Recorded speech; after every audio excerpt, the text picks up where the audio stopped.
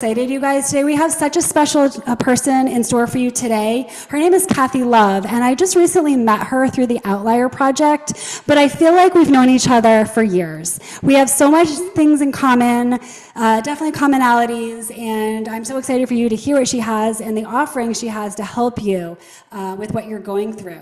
So Kathy Love is a TEDx speaker, author of My Self-Care Shit, the workbook co-founder of the Outlier Project, contributing author in the Standing O book series, self-care coach, entrepreneur, mother, and more.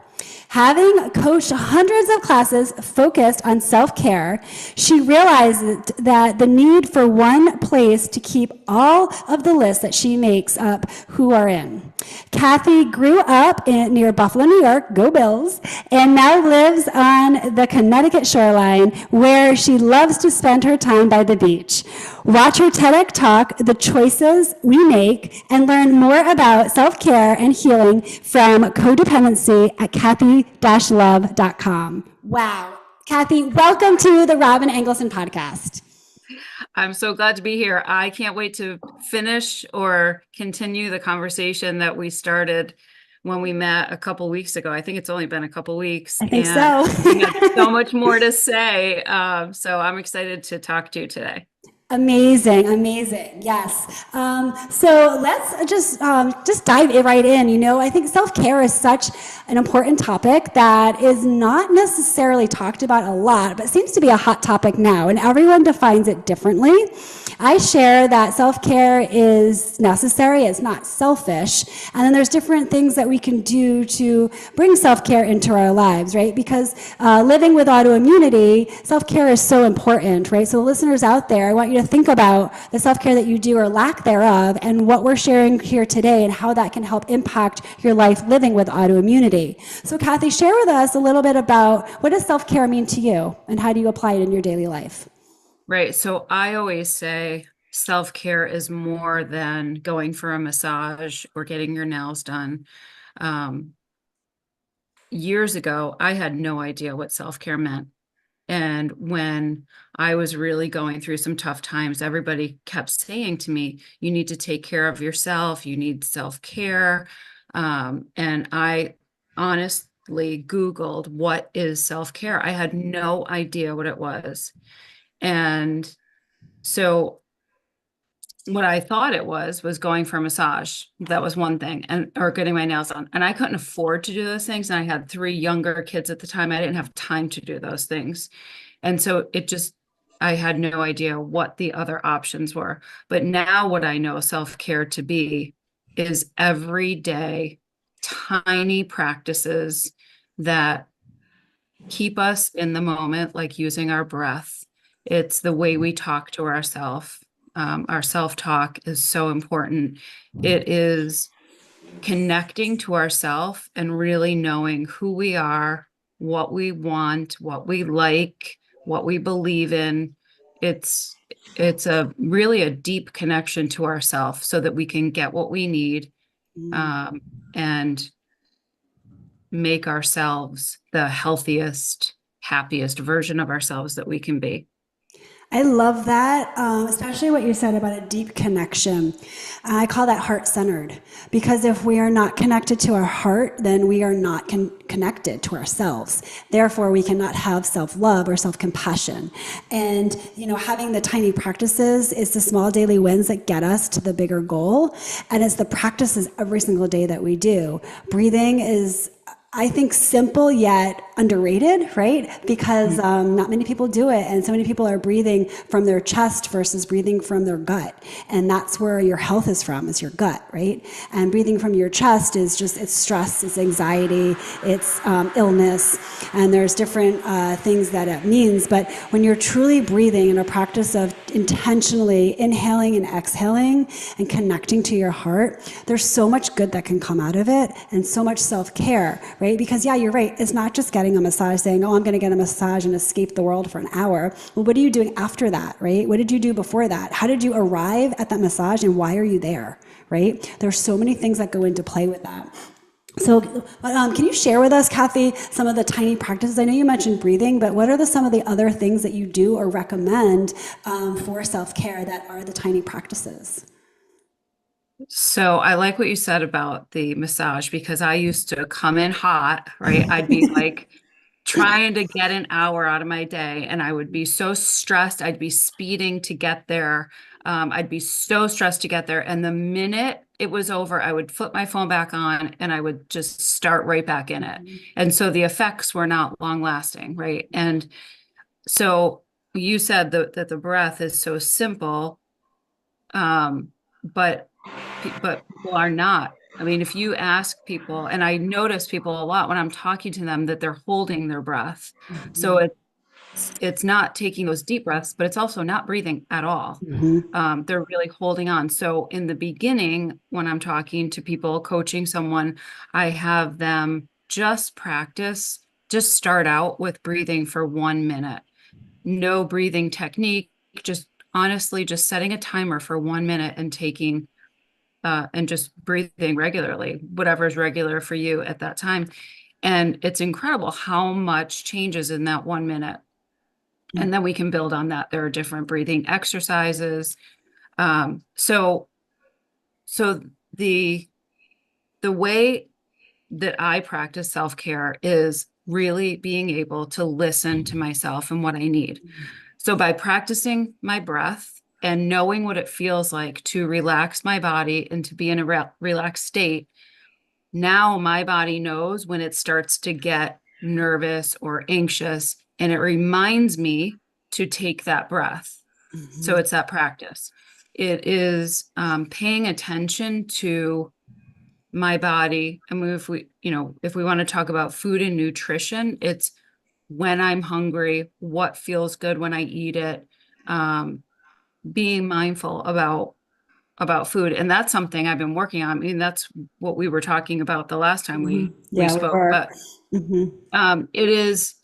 it's knowing what knowing what and how to entertain ourselves so that we're not looking outside of ourselves for someone or something. That's where we get into addictions with any kind of addiction, including to other people. And that's the codependency that comes into it. So it's knowing what we like, what we love, what makes us happy, so that we can fill our day with those things so that we're not looking outside for them. That's so important, right? Because if we're looking outside for happiness, outside of our bodies, then there's a disconnect, right? Like we're yearning for something, we're looking for something, we're searching for something, when in fact it's always been inside of us. Yet we don't know that it's inside of us. So being able to have that mindfulness and understanding and self-compassion that everything we want is inside of us. We just get to find it, right? And having the self-care practices every day beyond just breathing, but deep breathing through the gut, not the chest. What does that mean? What are we thinking about? Going to get the massage, like what are we thinking about on the way there? Afterwards, not turning on our phone for X amount of time, or whatever the practice is, right? Will just help us. And relating that to autoimmunity, I know from my experience, when I do that, religiously, on a regular basis, I feel better because I'm regulating my nervous system, right? Because Right. I was guilty of that. I used to race to the massage. I'd be late, and we ended up being friends because I went to the same person for 20 years, and she was amazing. And I text her like as I'm driving, right, at the stoplight, "Oh, on my way, no problem." But no, it is a problem because I didn't make myself a priority to be on time for something that my body needs for my self-love and self-care, right? And then right after, I'd hop on my phone and get back to what I was doing. It helped in the moment, but as I learned about self-care and educated myself with my autoimmune disease, I started to feel even better, right? That's the key. We may feel good, but we can feel even better with autoimmunity when we realize how to actually practice the self-care and truly utilize the time that we're doing for ourselves and using and allocating for ourselves, right?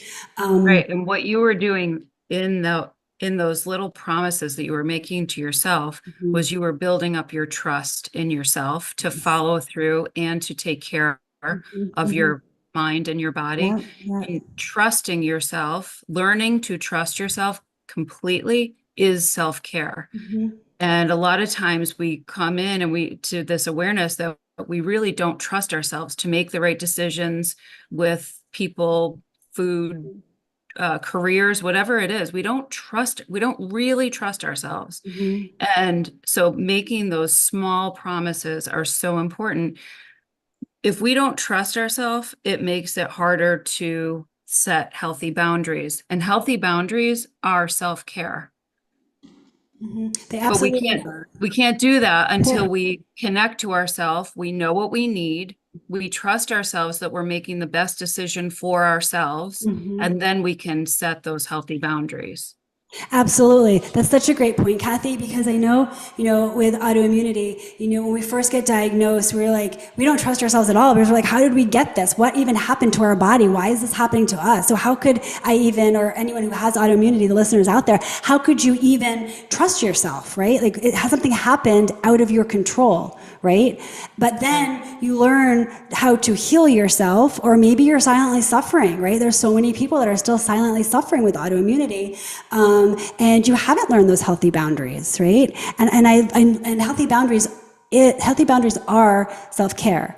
And I like what you said too about nutrition and being mindful of it, right? Mindful eating is so important with anything, but when you have autoimmunity, understanding what fuels your autoimmune disease and being mindful of it and eating however many times a day you need to, but stopping when you're full and not eating certain foods and just truly understanding that.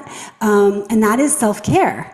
Right? Right. Because when you're not doing that, you're not treating your body as if you care about it. You're just going through the motions of living and you're just existing, quite frankly, right? Right. And the ultimate self-care is self-love. Mm-hmm.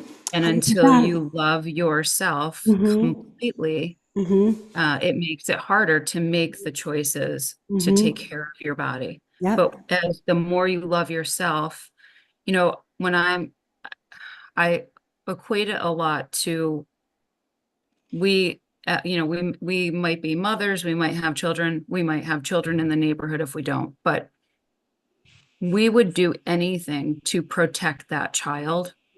Yep. And when we start to heal and start to experience self-love, we get like that for ourselves. And in the beginning, we Mm-hmm. can't imagine. Mm-hmm. It's like it's we don't even have to think about protecting this innocent, beautiful little child. But it takes a lot of effort for us to do the same for ourselves. And so really loving ourselves is what helps the boundaries, Mm-hmm. trusting ourselves. They're all connected. It's all All connected. related. Absolutely. Right. And I think trusting ourselves and protecting ourselves with self care is the hardest thing we could ever do.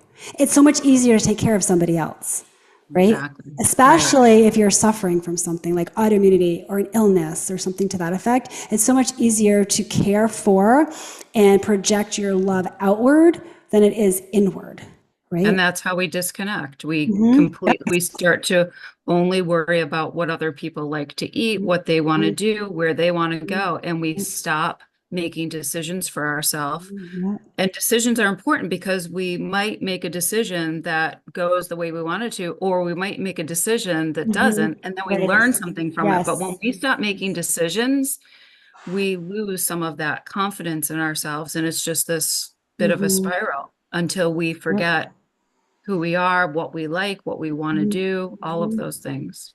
Absolutely. And that goes right into people pleasing, right? When we're doing things for other people, like they are making the decisions for us in a way, right? Not literally, but they're dictating how we feel, the actions that we do, the trust that we have or lack thereof, the love that we have or lack thereof for ourselves, because we're portraying it outward, right? So people pleasing is a huge issue. And, most people rather just be a people pleaser and accommodate somebody else than actually speaking up for themselves or saying something that differs from how that other person is feeling. Or, with autoimmunity, if you don't have an autoimmune disease, you don't know how I feel. You have no idea, right? But most times, And I was guilty of this too earlier on when I got diagnosed. You kind of just go with the flow and just agree and just like you're pleasing the other person's opinion and attitudes and trusts because it's just easier because you're not dealing with Right.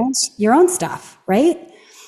I used to always say that I was, and people used to say it about me, that I was so easygoing and I was go with the flow. You know, I used to just say, oh, Mm-hmm. I'll just go with the flow. Yeah. And that was because I didn't know what I Mm-hmm. want. I didn't have an opinion. I Yeah. didn't know what I wanted, you Mm-hmm. know, and I always, with friends, there's always one person in our friend group that makes the decision. Yeah. And I was fine with that until, you know, Mm-hmm. until I got a little healthier. And then I was like, wait a second, I'd really like to go here. But it's Uh-huh. those little, right? It's a little thing, So but they're little. in a Yeah. group of friends that love me, that I love. I was still not practicing self-care Yep. within that little group in that instance. Absolutely. And why do you think you were doing that? Was it easier? Was you just, you had the persona that they thought you were go with the flow, or what do you think the Yeah, reason well, was? it was easier. I didn't have to think. I was, as a mom of three kids and, you know, working, I was so distracted from myself. I was exhausted. I didn't really care where we went. Yeah. I really didn't know what I wanted because I Mhm. was so used to what my kid's favorite restaurant or my ex-husband, you know, and the other thing was I didn't want to take a chance of saying the wrong thing. Mhm. If I picked Yes. a Right? restaurant and they Yeah. didn't like it, were they going to Mhm. go? And, you know, Yeah. instead of knowing that they each have their own ability and it's their responsibility to speak up for themselves Yeah. and say, I don't want to go there. Mhm. So there's a lot of fear that gets in the way of self-care. When we're trying to Absolutely. set a boundary, there's fear of pissing somebody off or Mhm. somebody calling us selfish or, Mhm. you know, we're afraid of how they'll think about us. We're afraid of a relationship ending. Yep. There's a lot of fear that gets in the way of self-care. 100%. Fear is one of the biggest things that I work with my clients on because, fear is a made up story in our head that we start to believe is true. It doesn't exist, but we feel that it does because we're people pleasers and we don't trust Right. ourselves, right? It goes full circle to our whole conversation here, Kathy, right? Because, feeling guilty or the fear of feeling guilty when you make a decision to go somewhere, but the other mom or person, caretaker of the kids, your friend, doesn't want to go there. Well, that's on them. That has nothing to Right. do with you. Their Exactly. decision and their words have nothing to do with you. It's a direct correlation on them and how they love themselves or lack thereof and their trust with themselves, Right. right? But so many times we just, we want to please other people or we want to go with the flow or we don't want to be the person to speak out or, be that person, right? Well, let me tell you, with autoimmunity, we are that person, right? We are that person that stands out from the crowd, silently suffering because you can't visibly see anything, but yet we want to love ourselves. We want to feel good. We want to have the energy. We want to be able to get out of bed. We want to be able to go out with our friends. But sometimes it's just not possible because of how we feel and what's going on in our body. And to take a step back and think about how much do you really love yourself and trust yourself to be like, it's okay. It's okay that I'm not going out tonight because I'm taking care of my body, and my body needs to do our breathing exercises and then do our meditation or whatever your self-care routine is, and not be judged from it because you trust Right. yourself, right? Yes. Because you know the truth. So if they call you Yes. lazy, you know Hmm. you're not lazy. Yes, If they call you exactly. selfish, you know, well, you know, yourself well Hmm. enough to know you're not selfish. Right. Absolutely, absolutely. And then, there's something to do with codependency too, right? So if you could just share a little bit, Kathy, about your thoughts on this, on the codependency when we're talking about self-care and self-love and trust within ourselves. So this is all about codependency. Codependency is a disconnection from yourself and looking outside of yourself for love, validation, someone to trust their opinion. You're looking for entertainment. You're looking for someone to make you feel worthy or to make you feel seen. You're Mm, looking outside of yourself to feel good about yourself, and you're not necessarily aware of it. You might even say, I'm proud of myself. I'm doing all these things, but there's a difference between knowing something and feeling it really deeply. Hmm. And that's the codependent part. And we are all codependent. We're all on that spectrum somewhere of codependency. Right. Codependency comes with caregiving and taking care of other people. And those are great things. Hmm. It's when we do those things to the extreme side and we're not taking care of ourselves. Hmm. So if you ask me to come over and help you, of course I want to come over and help you, but I need to go to the gym because I know that that's a Right. really Yes. important thing for Yes. me. Uh-huh. And I need to do that for myself. And Hmm. if you can have me over after I go to the gym, then that would be great. I'd love to. Absolutely. Absolutely. And I think that's so important. What you just mentioned is that you're putting yourself first, not the other person, right? But that doesn't mean that you don't care about the other person, right? You just care about Exactly. yourself first, which is your self care, which is your self love, which is the trust in yourself and knowing that you're giving this other person an option to meet with you later. And if they're not okay with it, no problem, right? It's not about Right. you. I mean, it's about them, right? Right. And Exactly. and I like what you said about being seen. Everyone just wants to be seen. They want to be listened to. They want to be heard, right? Because most people don't get this during the day, during the week, during their lifetime for that matter. So if you can just actually hear someone and what they're saying and let them be seen in their Yes. shoes, not yours, that goes so far with people, right? We all need a witness to our lives. We need a Mm-hmm. witness to the Yes. good and the bad. Mm-hmm. And I'm so lucky with the friendships that I have and other women and people Mm-hmm. that are in my life, and family. But my journal, Mm-hmm. that is one of my biggest self-care tools that I Mm-hmm. use, because my journal is it's a witness. It's a place Mm-hmm. where I can write things down, um, without judgment. And Mm-hmm. hopefully I'm not judging myself. I have to Absolutely. work on Yep. not judging For myself when I sure. write For things sure. down and just understand, where that's coming from. And in code, when we talk about codependency, we talk about where it comes from, things that we started to believe Mm-hmm. um, or think about when we were very young as children. Things would happen in our life that we didn't have words for or a way to explain away. So we made up stories. Well, Mm-hmm. they must be Yep. gone for this extended period Yeah. of time. Right. We don't know that they're in the hospital. There must be something wrong with us that they don't want to see us. And so Mm-hmm. we internalize all of these situations as a child. And the job for us now as the adult is to look back and say, wait a second, they were, with the information that you have now as the adult, they were in the hospital. Yeah. It Right. wasn't because Right. there was anything wrong. Absolutely. And having that understanding and self care and self compassion and the trust, like everything we've been talking about, you'll understand that. But if you Right. don't take the steps to love yourself inward, then outward, and trust yourself, then you're never going to understand it, right? And Right. that's, and I think that relating it to, autoimmunity for the listeners out there is like, we didn't sign up to say, hi, we want an autoimmune disease, right? But when we understand why we have it and the reasons, whether it's hereditary, environmental, whatever the reason is, or maybe you don't understand that, but just the true fact of understanding that your life's not over, it's literally just beginning. And you get to really understand what's happening and change your mindset as a model of positive change and have self-love and do the daily actions of gratitude and self-love and self-care, then you will thrive with autoimmunity, right? But that's a Yes, choice. Everything in life is a choice, right? absolutely. So Kathy, tell And us, I'm sorry, go ahead. Yes, please do. that's okay. I was just going to say that when I start working with people, Mm-hmm. there's a codependency quiz to find out where you are on that spectrum.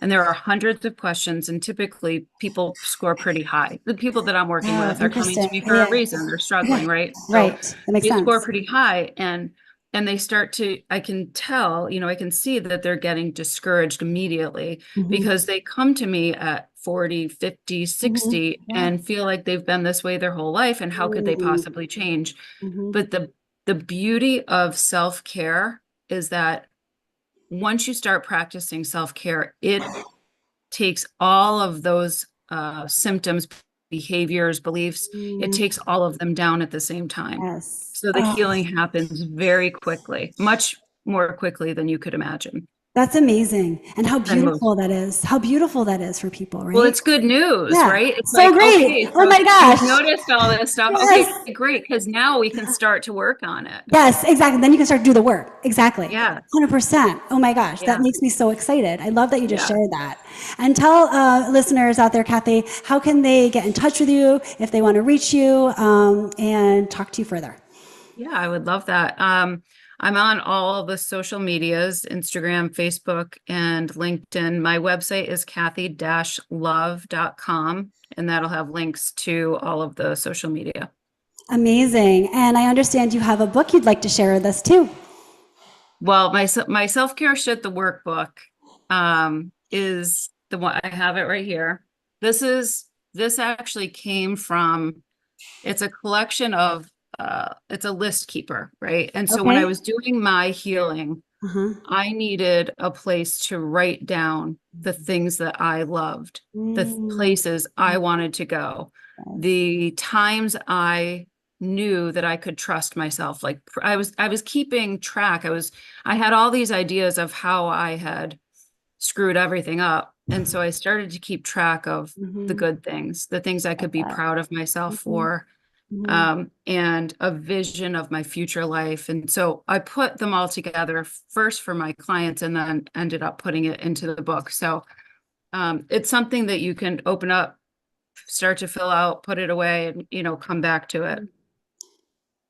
I love Yeah, that. And, because it's the small daily wins that get us to the bigger goal, like I mentioned before, but it's also your brain registering progress every single time you're doing that, right? Because the more you can right. register progress, the more you're winning. And the more you're winning, the better you're feeling, starting to create that self love and the trust within yourself. That's so beautiful. I love Yeah, that. and actually speaking about progress, on my website there is a free download for a daily checklist. Oh, And cool.